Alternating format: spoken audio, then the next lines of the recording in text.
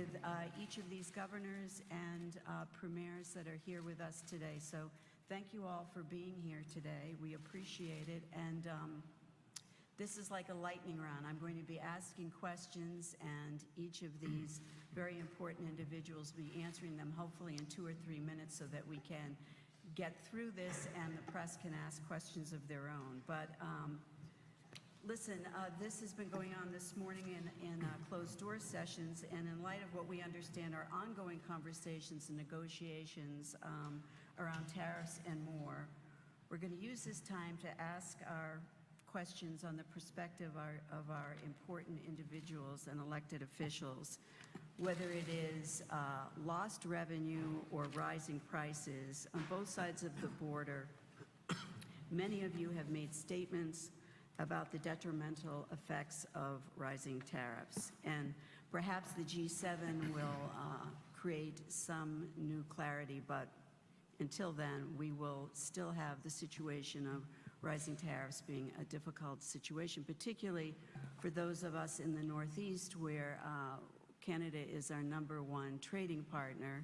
And in the case of New York, it's one of the top 2 or 3 trading partners with Canada writ large. So with that in mind, and given that we have so little time, I will begin with you, Governor Healy, if I may. One of the strengths of our Commonwealth's economy is the healthcare industry, and including whether we're talking about medical research, our academic institutions, our universities, our medical instruments and pharmaceuticals, certainly biotech. These are all incredibly important to this region, and it's also a piece of our export. Further to that, and maybe to complicate it more, those that are so committed to the STEM fields, and presumably many are from Canada, who will not be able to come into our country to go to our universities, to attend them, to graduate, and become the future scientists of tomorrow. So with those twin headwinds, I wonder what you might think about that and how you're addressing it. Well, I think you're right to talk about it as a double whammy, and I'd add a third leg to that stool. What is happening right now with the imposition of tariffs on Canadian products, it's actually disrupting our supply chain here. Tomorrow, or today actually, we open the International Bio Convention. People are coming from all around the world to Massachusetts because we're recognized as a global hub for life sciences. That doesn't happen by accident. It happens because of years of investment, partnership, including international partnerships and trade partnerships that span the globe, and certainly cross between the United States and Canada. Because of tariffs, we're seeing disruptions in supply chains to things that actually make that industry go here in Massachusetts. Testing devices, testing equipment, sensors, stents, all sorts of technologies that are used in this space have been directly impacted because of tariffs specific to Canada. So that is a problem. The other problem is the personnel part of this. We have nearly 2,400 folks who come from Canada to study in Massachusetts every single year. Think about the postdocs, the junior faculty in our research institutions, from the Broad to Dana-Farber to Boston Children's Hospital, across our teaching hospitals and academic medical centers, as well as our medical schools. I think about the biotech companies here. We have 18 of the 20 top biotech companies in the world in Massachusetts, and there is such an important relationship between our international folks who come here to study here, to research here, by the way, to incubate here, to win Nobel Prizes here, to start companies here. And the fact is, nearly half of the companies in America are started by folks who are foreign-born. And so this relationship between our Canadian allies and friends is definitely impacted, and we want to do all that we can in sending this message that in the Northeast and New York, we are committed to maintaining those important ties that exist, particularly when it comes to health and life sciences, because you asked specifically about that, but it is much, much broader. It is indeed. Well, thank you, Governor. Governor Hochul, if you would, Obviously, New York is very important to Canada. Canada is very important to New York. What actions can we take to increase the transmission ties between our region and enable greater opportunities for cross-border trading in a variety of energy sources, given energy is so important to both sides of the border? Thank you for the question. First of all, thank you to Governor Moore Healy for inviting us here to the beautiful Massachusetts State House and convening the Northeastern governors as well as the Eastern Canadian premiers and representatives. It's an important conversation, and perhaps it should have started at the outset because we're reminding ourselves of the shared interest, the common bond that exists between all of us. It's not just the tourism or the industries that the governor just spoke of. It's just our neighbors. I mean, these are relationships that have now been damaged because of rhetoric out of Washington, as well as tariffs, which, how do you spell tariff? It is nothing more than a TAX tax.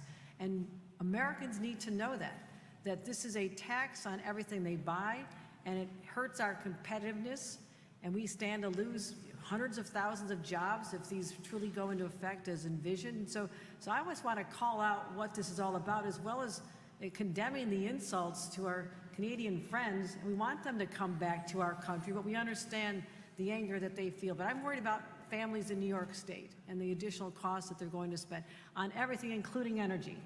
Energy is now becoming a huge cost driver for our homes, and we have great relationships. We're talking, we have, next year we'll power over 1 million homes with hydroelectric power from Quebec.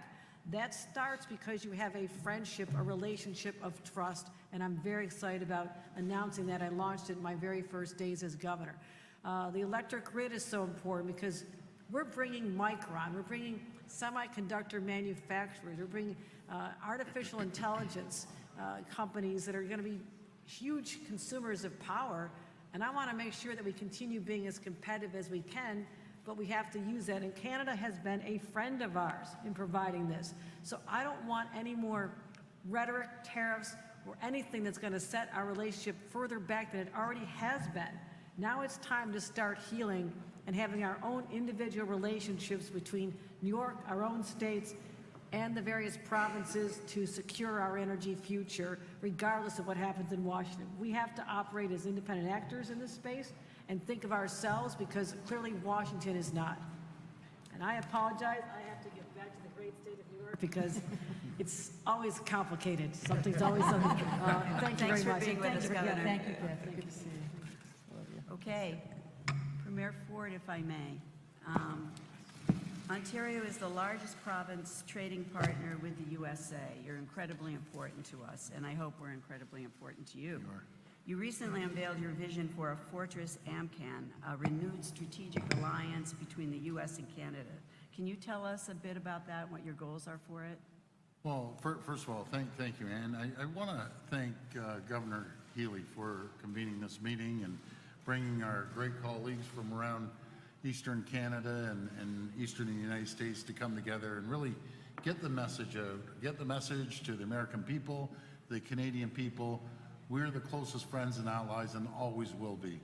And it goes back to my message regarding the AMCAN Fortress, the American-Canadian Fortress. You put a ring around Canada and the U.S., we'll be the strongest, the wealthiest, the most prosperous regions anywhere in the world. I always say Canada isn't the problem, neither is the U.S. China is the single problem. They've cut off the U.S. for any critical minerals that they want to use for either technology, aerospace, or military use. Ontario has more critical minerals than anywhere in the entire world. And who do I want to send them to? I want to send them to our closest friends and allies. I've said over and over again, I love Americans, I love the U.S., but Canadians love Americans. And I know Americans love Canadians. And the rhetoric that we've been hearing out of the president is unfortunate. We want to continue to grow our relationship, give certainty to the world that the U.S. and Canada is open for business. They're really, leaders around the world that I've talked to are dumbfounded. They've stopped, took a few steps back and said, I can't believe the president's going after your country. And we're in disbelief too. But now we're going to move forward. Energy is absolutely critical. You heard Governor Hochul. You see the data hubs that are going up, and they suck more energy than anything on Earth. And where are you going to get your energy? Hopefully from Quebec, from New Brunswick, from Ontario. We keep the lights on and businesses going to 1.5 million homes and businesses. We're leaders in the small modular reactors around the world in the G7. We're leaders in nuclear energy, which is clean, green, reliable, cost-effective energy. And I invite every single governor, every single senator, congressperson, come up to Ontario. It's an hour away. In some cases, it's probably half an hour, and see our technology at the Ontario Power Generation. The ironic thing is, Governor, as I was mentioning, it's American companies that are helping us. General Electric, Tennessee Valley Authority, and the Ontario Power Generation, working collaboratively together to take on the world. That's what we need to do. We have to start focusing on working together. And I always say, united we stand, divided we fall. And again, thank you to Governor Healy and my colleagues for having me by today. Thank you. Thanks so much. You know, it is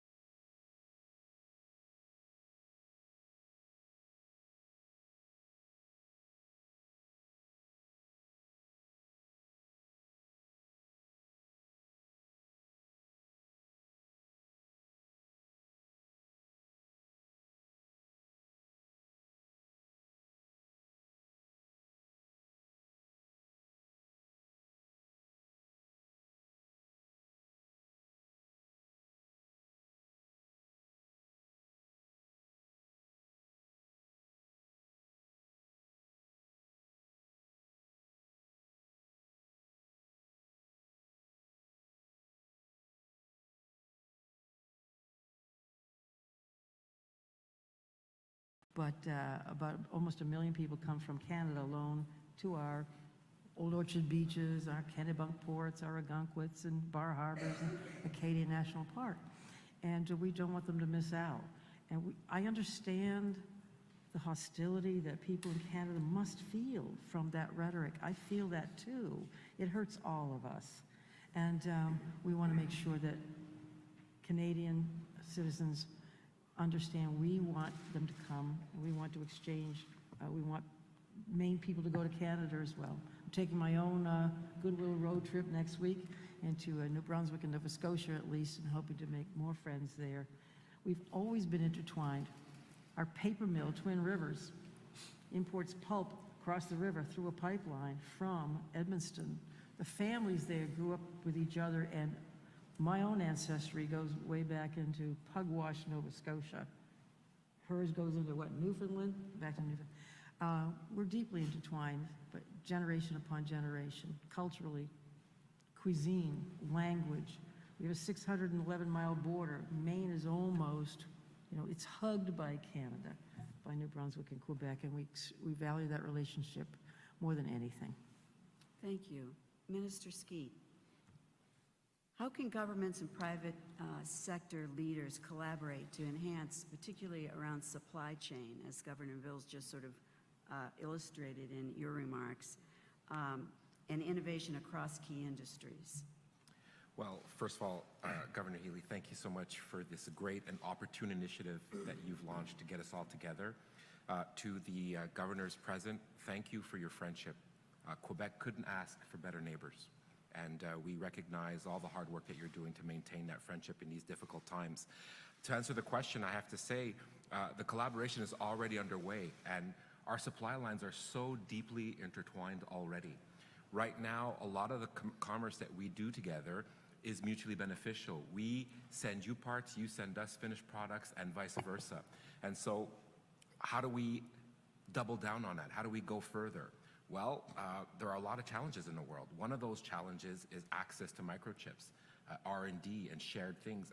And when I look at some of the interventions that you made with IP and patents, there's a lot of opportunities for us to do more there. But in terms of chip manufacturing, my reflection goes right away to chip manufacturing. When you look at what we're doing together in Bromont, in this corridor that we've created for chip manufacturing, for me, that's a perfect example not only of research, marrying technology, but also national security. When we think that right now our great mutual dependency on chips made in Asia, and how some of that, most of that, all of that has to come back if we're going to be able to manufacture our own critical components. This kind of collaboration for me is a great representation of just one sphere where we work together. And so I would say for me, that collaboration bodes well for the future, and I think we need to do more of that. And so the word to answer your question for me would be interdependency, and of course, shared fate. We share a common fate. That's heavy. Thank you. And of course, it takes people to make that happen. So, Premier Holt, if I may, you've emphasized your interest and focus on human capital. And relative to what Minister Skeet just said, what joint initiatives can the U.S. and Canada do in terms of strengthening the workforce development and ensure this skilled labor force that we're going to need for the future? Well, I think it's an interesting time in the war for talent right now, and I can really empathize with what the governor said about Massachusetts in particular being an R&D hub, and I'm not going to pretend that folks in Canada don't see this as an opportunity for us to attract some of the brightest and best from here who are now seeing funding cut and challenges put in place. But I really appreciate Governor Healy and Governor Mills and all of the governors here the opportunity to talk about how we can partner better.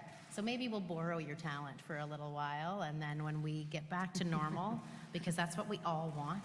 We all want to get back to the normal relationship of Canada and the U.S. being best friends, great neighbors, and working for the mutual benefit of our societies, whether that's economically or with research or and social initiatives. We've got some interesting things happening with clinical trials in New Brunswick. It's a great place to do a decentralized trial. So maybe we'll borrow some of the folks and then be able to give them back and build the kind of connected partnerships between our research organizations that will stand through the test of time. I think on the energy side, we have a lot of opportunity in New Brunswick, like in Ontario, where there's nuclear capacity, where we do supply a lot of energy products to the entire New England seaboard and to Maine, that we can build some shared talent in that energy infrastructure that needs to become even more resilient and even more strengthened. I think we can tie our grids together in ways that are going to benefit both of our countries, and we can build the kind of talent pools through joint training initiatives and through other partnerships that will see us through to the other side of this when we get back to normal. But you have a lot to say about that. Back to normal. I talked to Premier Holt about this. I mean, that's reality.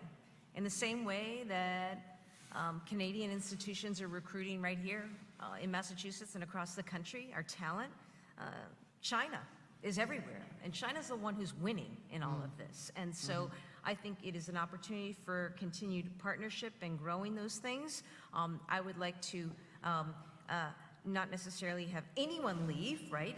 Even though New Brunswick is a wonderful place to study and research. But if we can have more collaborations, that's what we want to do. You want addition, not subtraction. Addition, not subtraction, correct. Governor Scott, if I may, you're hearing a lot about energy sources, the need for energy. Premier Holt spoke about the vast reservoir of minerals that Ontario has, and there is growing interest and research and promise of nuclear resources that work together to accelerate development, innovative technologies, and perhaps greater energy. Could you speak about that, your thoughts? Yeah, thank you very much. You hear me? Okay, thank you. Thanks for the question. First of all, as maybe the longest serving governor in the Northeast, hard to say, but maybe some perspective. New England governors have been meeting with Eastern premiers since 1973. And why is that? Because Canada is so important to us for many reasons. We don't just buy things, sell things, visit one another. We build things together. We have families that are intertwined in Canada and in the States. So it's really important to us. 50% of Vermont's energy comes from Canada. About 25% of that is from Hydro-Quebec. We have about natural gas in particular. 100% of our natural gas comes from Canada.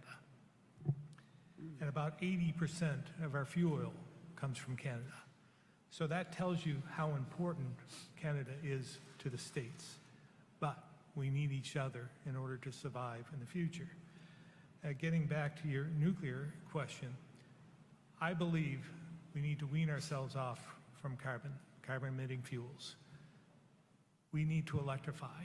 But to do that with AI coming in and with everything else, and if we want to transition to this carbonless society, we need baseload power. We do pretty well in Vermont.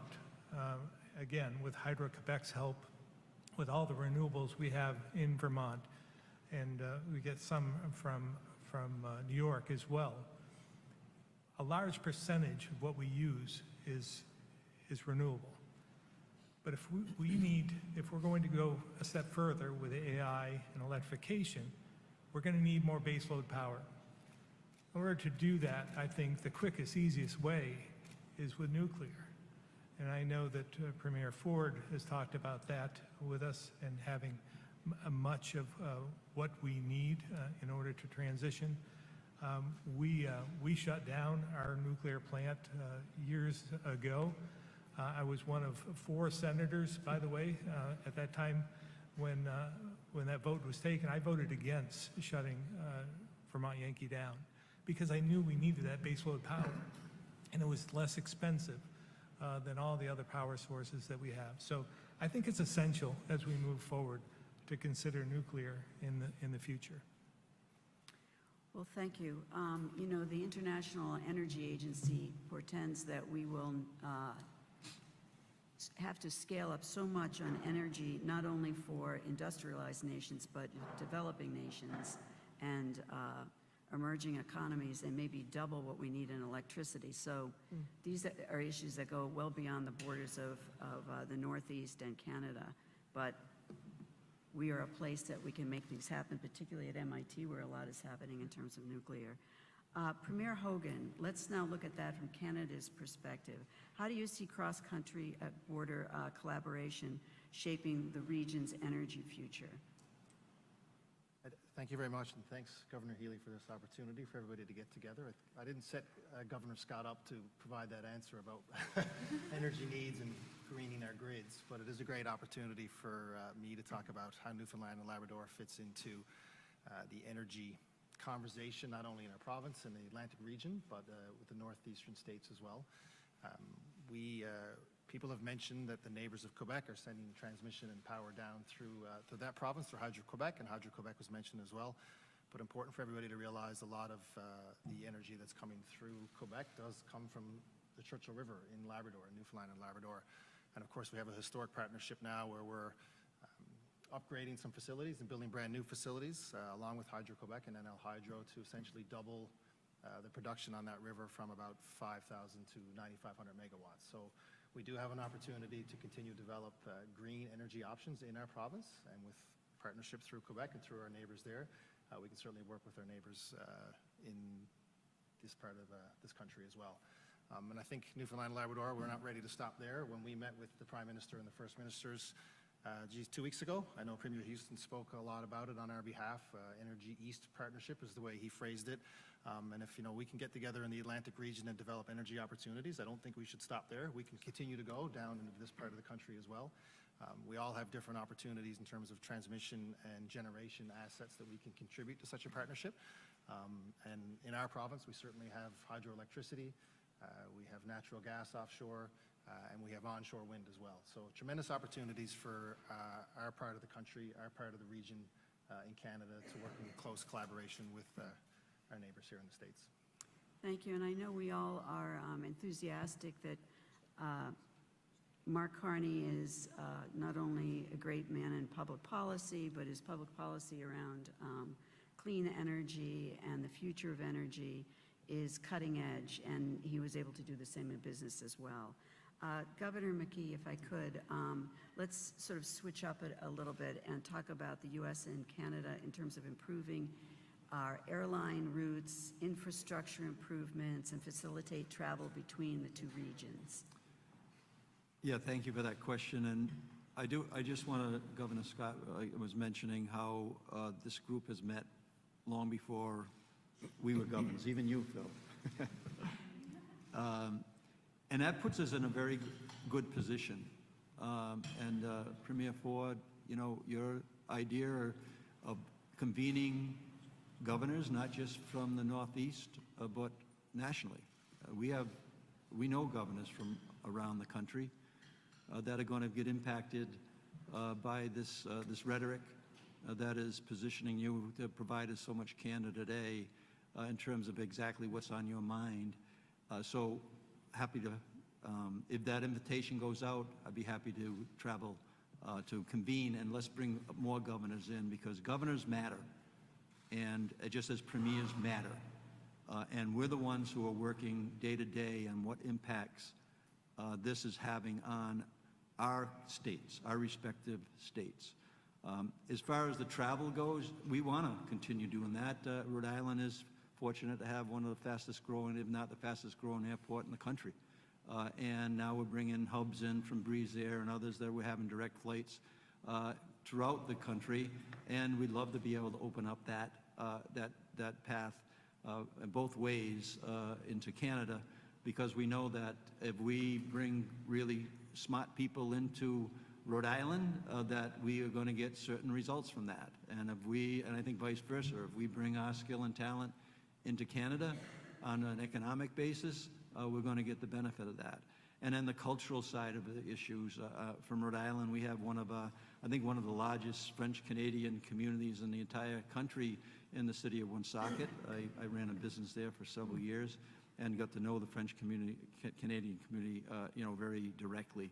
So opening up those paths, but this dialogue today has been very eye-opening for me.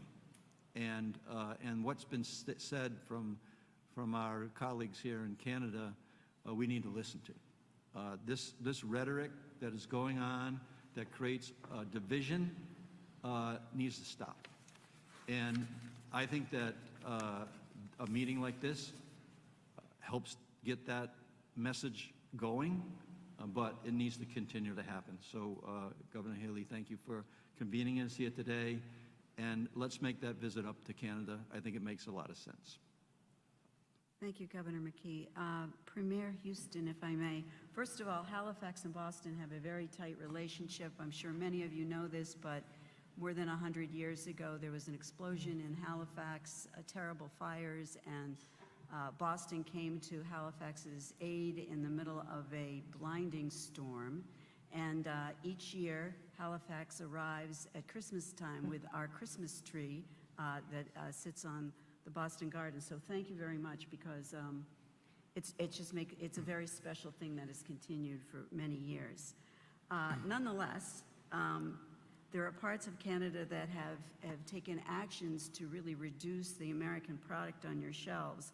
We need you to keep putting our products on your shelves. So as states and provinces pursue major investments in new energy, which we've been talking about here, and grid infrastructure, how can we collaborate to reduce those costs to consumers, promote energy affordability, and try to work through some of these issues? Well, thank you so much. And that's the relationship between Halifax and Nova Scotia and Boston and Massachusetts is so important to us. We do send that Christmas tree every year as a reminder that we don't forget the kindness that was shown to us in an incredible time of need. So that's a tradition that continues and will continue, because it's all about relationships and friendships. And thank you, Governor Healy, for pulling us together today and letting us look each other in the eye. Remember, we are friends. We have a long-standing relationship. And even today, I was very pleased to hear about Governor Mills's roots back in Pugwash, Nova Scotia. We're claiming you as a Nova Scotian now, too. Okay. So I was happy to hear that. But look, everyone around this table is trying to deal with a situation that was thrust upon us. Nobody here created this situation. It's created this divide between our countries, and Canadians, you know, when they hear the talk of the 51st state stuff, we're pretty ticked off about that. It kind of makes us really upset. So, but when we get together and talk about what's possible and how do we move forward, that's the stuff that we should focus on. And look, as we try to govern, we're all trying to deal with certain issues in housing and healthcare and energy for sure. And I think energy is a place where we could collaborate together for the benefit of all of our citizens. In the Nova Scotia offshore, we have incredible wind speeds. It blows a lot. The water depths are good. The potential is so strong. And Canada as a country has 0 offshore wind farms. And we want to build the first one in Nova Scotia. And we could generate a lot of energy there. We think over 66 gigawatts in the first instance. We have a big need for that in Nova Scotia as we will consume more. My colleagues across Atlantic Canada have big needs. We were talking about, you know, investments in transmission to support each other. That energy is needed in New England as well, for sure. And it's clean, it's reliable, it's stable, and it's what we're all looking for. So there's all kinds of opportunity to collaborate on, you know, cost sharing on that, on research to get the cost down, to make sure it's a more mature industry that benefits citizens. But I think my main takeaway from this today is there's definitely things that we can't address. Like there's just certain things that are outside of our control. You know, we can't control what people tweet in the middle of the night. But there are things that are within our control, and that's where we should work together. And I think energy and research and you know, just always put in the citizen first. That's something we can do. And so today's been kind of a good reminder for me about, you know, the quality of the people and the relationships that we have and the possibilities. So I appreciate Governor Healy pulling us together today. Thank you. Thank you, Premier. Commissioner Dykes, if I could, we've been talking a lot about energy trading, the need for energy. Connecticut has a big interest in transportation, aircraft, et cetera. Can you talk a little bit about your thinking on cross-border energy trading, but sort of in light of transportation being so energy dependent? Well, thank you so much. I'm honored to be here on behalf of Governor Lamont. He's attending the Paris Air Show with a delegation of business leaders from our state. Our aerospace industry is a really important aspect of our economy, and we know that that's also important to our trade with Canada, which is our largest trading partner. And we are, in our state, Governor Lamont is very focused on energy affordability and having a reliable grid. And our path towards that goal is critical towards supporting economic growth, including in manufacturing, and helping to bring down the cost of energy for our citizens. And I think there's been a lot of discussion today about how these recent events, you know, Governor Lamont has said that trade wars, they call them wars because they hurt both sides. And we see those impacts. It's also shined a light on this critical relationship and the ways in which our partnership with Canada is supplying, roughly 8% of our electricity today from emission-free hydropower. We rely on LNG imports and heating oil to keep people warm in the winter, keep the grid reliable. And so this is a moment where I think as we look towards the long term, there are a lot of things that we can do, and that takes looking for more opportunities for partnership on energy. It's also one of the strengths at this moment is unprecedented collaboration among the Northeast states on energy as well. And so I'm grateful to be here. I appreciate Governor Healy bringing us together and at this critical moment. Thank you so much. And we're great on time, by the way. Premier Lance, if I could, you have a big background, a long background on new business as an investor and as an advisor. So rather than talk about what the challenges we are having between our countries in terms of reduced revenue or rising energy prices, could you maybe talk a little bit about joint strategies we could implement to attract foreign direct investment and support these emerging industries that benefit for both regions? Yeah, thank you very much, and I'm glad to hear that there's unprecedented collaboration in the Northeast states on the energy file, because that's something I would say that's happening across Canada and in particular in our Atlantic region, just based on the circumstances that have been forced upon us. Some of you may or may not know that this whole trade situation really brought to light a situation in our country. It made us realize that trade, even between our provinces in Canada, is not as efficient as it should be. There's a lot of regulatory barriers to the movement of goods and services and labor mobility.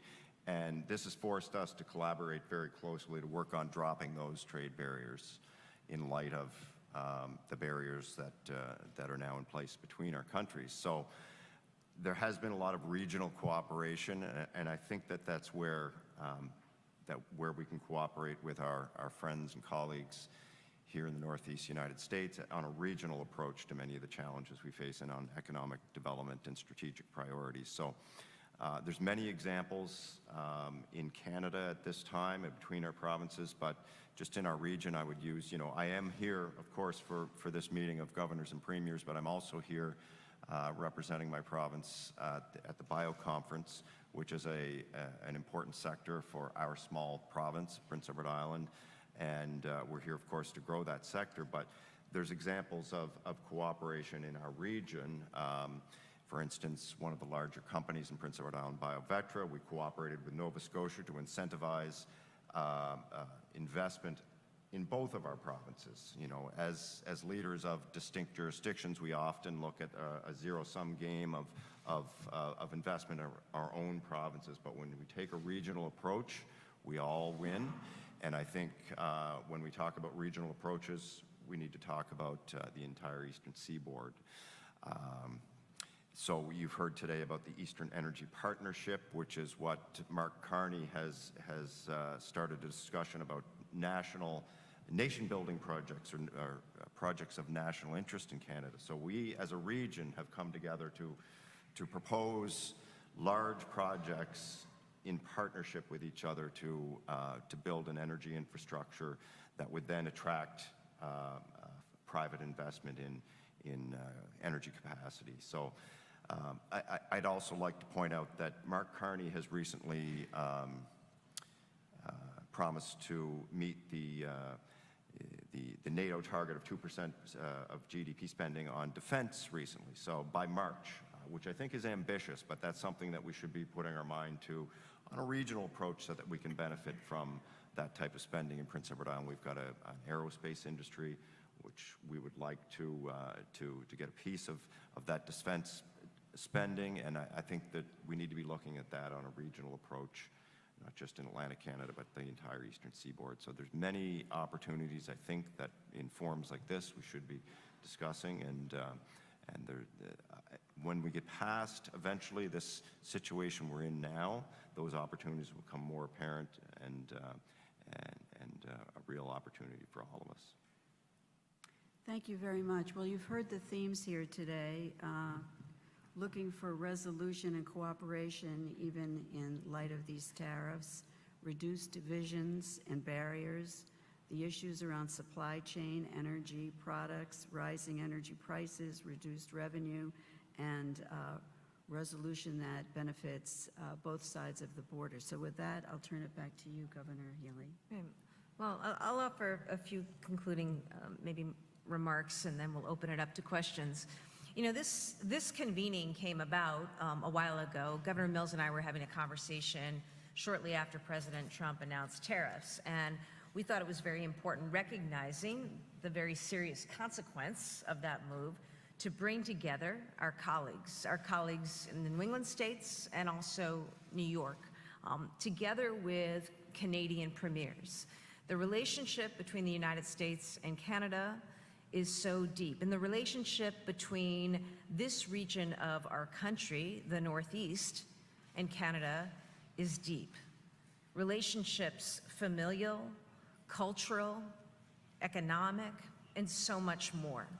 I think from this morning's discussion, you should know a few things. One, we intentionally held the convening here at the State House. This is a place that has been around since really nearly the beginning of our country. And it's a place that John Hancock, he owned the land here, and he gave it over for the construction of this State House. And Paul Revere and Sam Adams laid the cornerstone. And so, you know, our ties are really between and among one another as governors, reflect really the initial origins of this great country of ours. And that has existed the entirety of our time alongside this relationship, this important relationship with Canada. We talked this morning.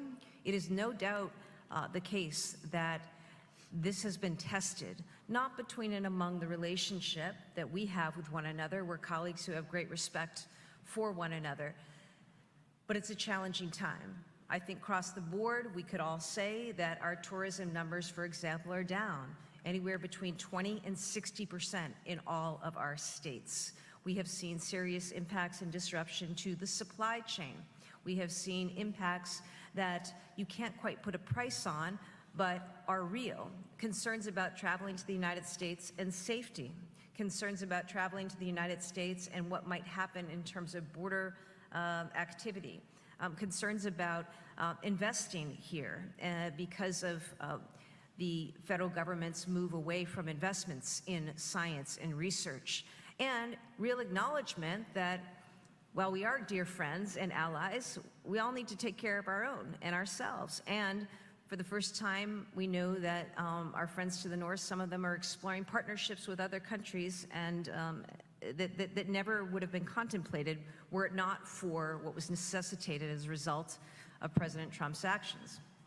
The positive, though, was that we had a lot of conversations about what we can do, including continuing by what we're doing today to show that the Northeast is open for business, we're open for trade, we value and respect our Canadian neighbors and their businesses. We look for continued ways we may invest in one another and support one another. We also had real conversations about things like energy. And while we need to work through this moment of tariffs and uncertainty, and we'll see what today yields in Alberta, we are going to be left with standing needs, including, for example, a tremendous need for energy in our region. And there is an opportunity for new partnerships. We talked a great deal, not just about Premier Ford and nuclear. We talked about a range of energy options and partnerships that we want to explore bilateral that will help all of us, I believe the provinces as well as the states. That is something positive. New ways we can think about trade and investments. So, you know, it was a sobering discussion this morning, an important discussion this morning. a continued discussion for sure, and I am grateful to my colleagues, governors, for your presence here today. I am very grateful to the premiers for traveling to Massachusetts for this discussion, and I think from this we expect to have more meetings, more discussions, and more activity. The last thing I'll say is there was an urgency to our discussion. There was an urgency to our discussion, and I think among all of us, we're all, I think, impatient folks, and we want to actually do things and deliver things. And so I appreciated that, and looking forward to seeing what we can make happen from this, and most importantly, to show to Canadians that America is your friend, America is your ally. Thank you, Governor. Carissa, did you want to?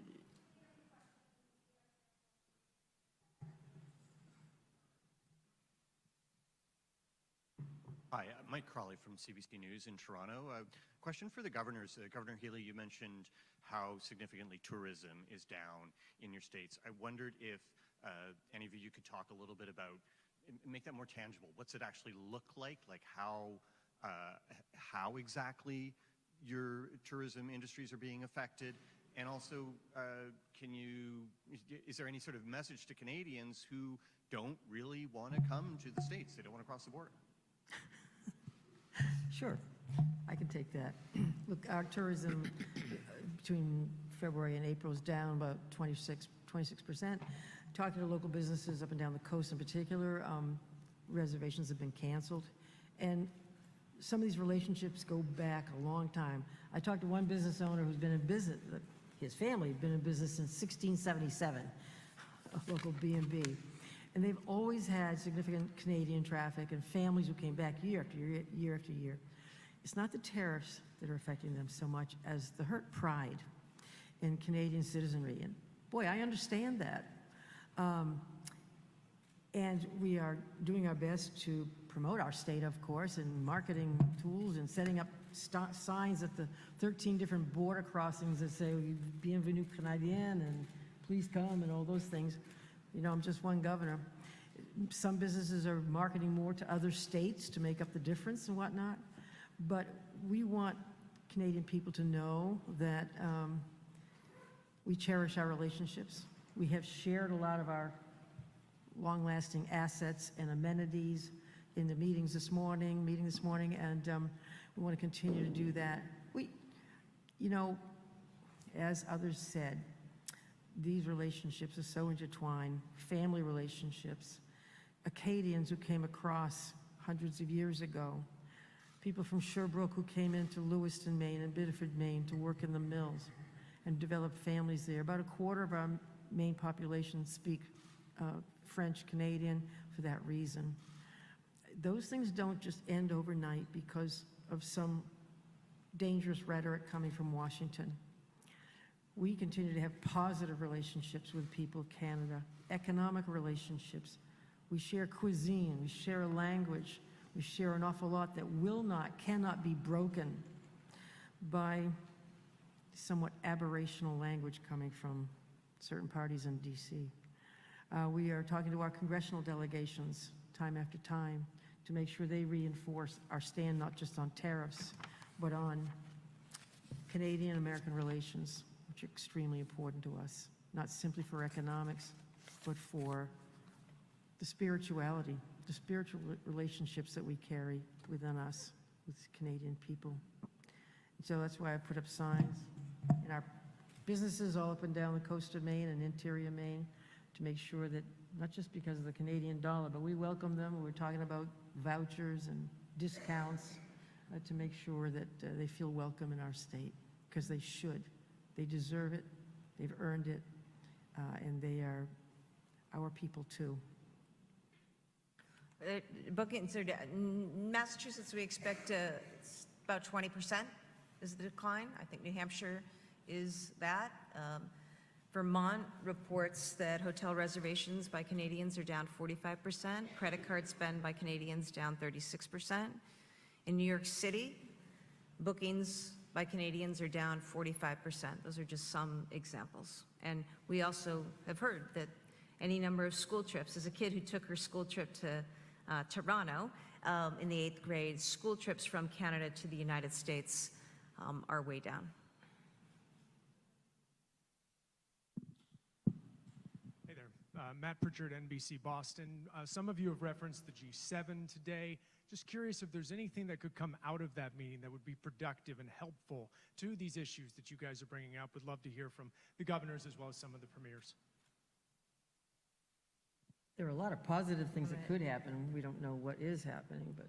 Well, I think one of the positive things is that they're meeting. They're gonna sit down, Prime Minister Carney and President Trump, and they're gonna have a discussion. And hopefully it will sink in to President Trump, this is serious.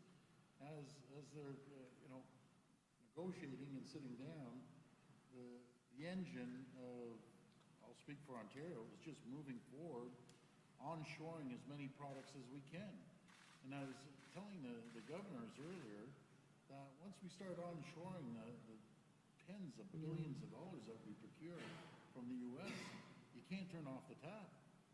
So I can't stress the urgency for both Prime Minister Carney and President Trump to strike some sort of deal to give people certainty. That's what we need. We need certainty. Investors need certainty. The people, the 9 million Americans that wake up to produce a widget or a product, and a lot from these states here, for just Ontario, not the rest of Canada, every single day, 9 million Americans wake up and produce a product. We're sitting back and we're inventorying these products. Here's $1 billion. I used aluminum cans. We're onshoring the aluminum cans now. That's $1 billion industry. There's thousands of Americans are gonna lose jobs because of it. A tariff on Canada is nothing more than a tax on Americans. We have to stop that. And you see the cost of everything, steel. Anything that's built in steel now, it's gone up 16%. We import, I'm just speaking for Ontario, $30 billion of steel. We're looking at the beams. We have more cranes in Toronto than all the 10 largest cities combined in the U.S. And guess where all the steel beams are coming from? The U.S. That's coming to an end. We're going to give incentives to companies. We have big steel companies up there. We're going to start making that steel here because we're going to put it in our procurement. If you don't buy the steel, we're legislating it right in law. So we need to continue working together, and we have to strike a deal because, again, it's going down the tracks right now, and it's going full steam. Tracks, rails that they go on. They come from the U.S. They're no longer coming from the U.S. They're going to be manufactured in Ontario.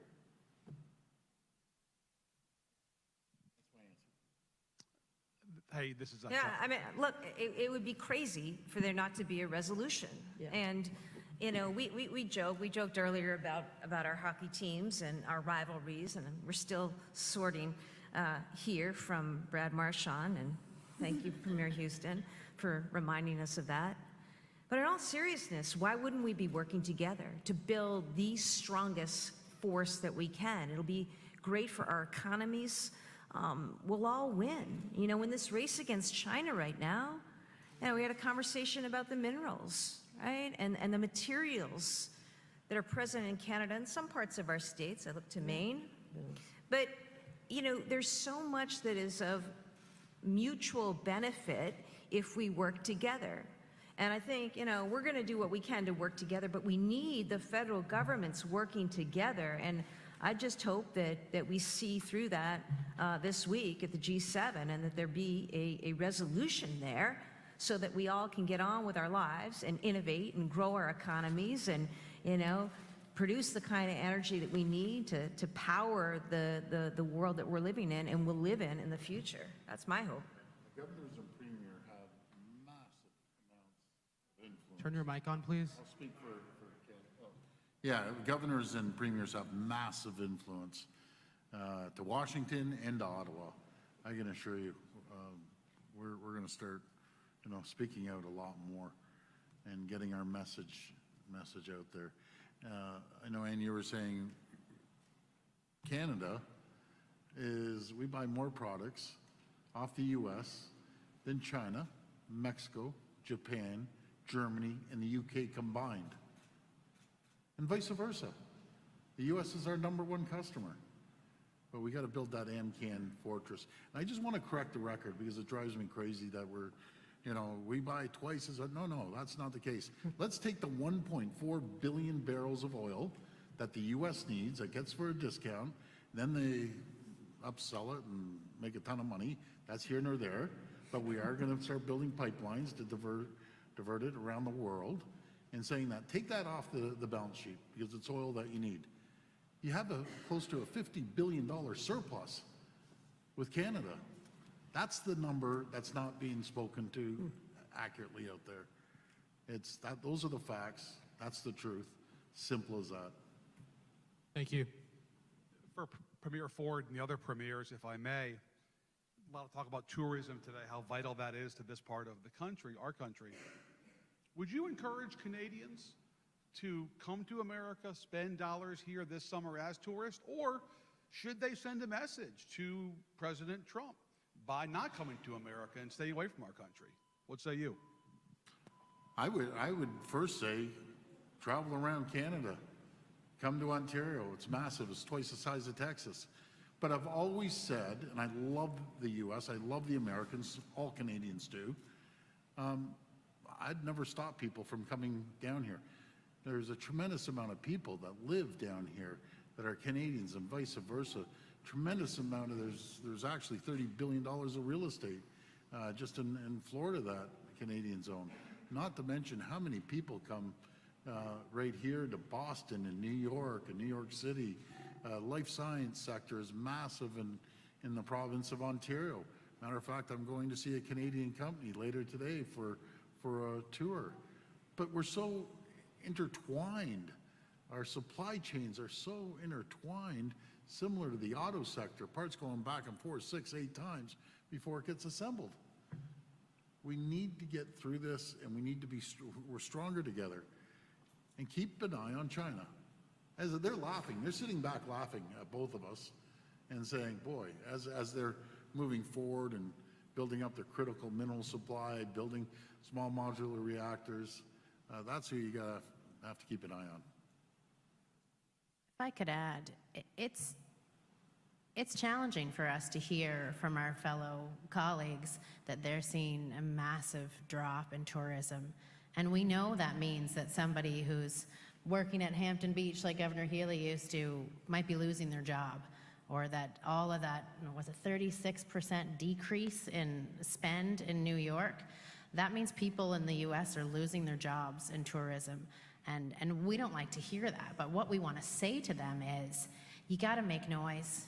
You got to tell your leader that this is hurting the American economy, that this is hurting jobs in the US. Canadians can't pass that message for you. We need Americans to look around and see that the people who get up every morning and are making a part that goes across the border and then comes back, or the fishermen in Maine who are catching a lobster that's getting processed in New Brunswick and then coming back, that those jobs are at risk, that this tax has hurt the American economy and the American people. And we need Americans to pass that message up through, and hopefully we'll have 2 open ears that will hear it and realize that the best relationship between our 2 countries is one of free, fair, and open trade. But I can't tell Canadians to come visit the US right now. I'm going to tell them to go and see my neighbors in Nova Scotia. I'm going to tell them to spend some time at home because the relationship has been challenged by leadership, and we need to get back to normal. That's what we all want. Normal and better. Normal and strengthened ties, because the threat from China is real. We have the minerals, we have the products, we are close neighbors. Our economies are so integrated that when an American loses their job in tourism, that's going to have a ripple effect on Canada. We don't want that. But we need a certain person to hear that this is hurting jobs for Americans and hurting their economy. And so we've got to ask the American tourism workers to make that clear and to speak up. Last question. Greg Ryan from Bloomberg. Is there any concrete agreement that will be coming out of this summit, or any concrete actions you plan to take as a result? Yes. We're going to take back the conversations that we had today. I mentioned energy. For example, a year ago, we all came together and we talked about ways that we could better partner on energy, both procurement of energy, the building out of transmission, and the infrastructure that we need to provide more energy independence to all of us. And there's work to do to continue on that we talked about some today. The work around trade, obviously we're limited as individual provinces and states to a certain extent around some of this, which is why we need action out of G7. But I think we're going to commit to work on ways to ensure a better flow of trade and a sustained flow of activity that will mitigate against some of the disruption to the supply chain that we've seen. Around tourism, we are committed to marketing the Northeast as a great destination for Canadians to come and visit still in this time. And that's work we need to do on our part. And we're going to continue to talk about, I think, you'll see the messaging and the continued education of the public about what this relationship means, how important it is. It's also the case, as important as Canada is to the United States, for all that Canada provides to us, the United States also provides a tremendous set of consumers, and we all benefit from this. And so, I think that as leaders, we're going to take this back, and I expect good things to come from us, concrete things, but also, hopefully we're sending a message today to our friends in Canada and to others across the United States that we are open for business. We want to continue with a relationship that has stood us well for decades now, and that's what we're committed to doing. Let me just say, if I may, that some of us, we all shared the sentiment earlier, I think, that Canada and Canadians do not deserve the expressions of disrespect that they're receiving. We honor our Canadian friends and neighbors and relationships. We remember, and the powers that be should remember, that it was the Canadian embassy that saved the lives of American diplomats during the Iran hostage affair in 1980. It was Canadian communities in Garner, Newfoundland, who welcomed thousands of stranded passengers after 9/11, many of them American citizens who were terrified of what was going on and found hospitality with a capital H during that horrendous time. It was Canadian troops that stood up before American troops did in World War I, World War II, Korea, Afghanistan. They stood by us and stood with us in times of peace and times of war, and we need to stand up for them now.